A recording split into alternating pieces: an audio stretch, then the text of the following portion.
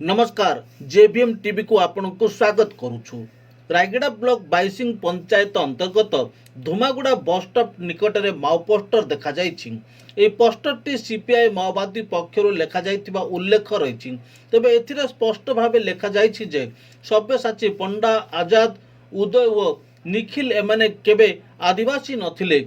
आदिवासी को नक्सल रखी अत्याचार करुथिले। यार जवाब देबाकू राज्य संपादक मेघ जानी डम्बा जानी व माओ संगठन प्रस्तुत अच्छी बोली लेखा जिबा सहित लाल सलाम लेखा जाइछि।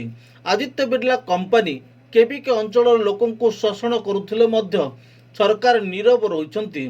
तेणु कंपनी को विरोध करुथुबा नै मध्य उल्लेख करा जाइछि।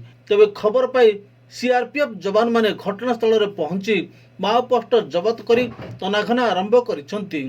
तबे केउ समय रे एवं किए एही पोस्टर लगाइला ता तदंत पर स्पष्ट हो पारिबो।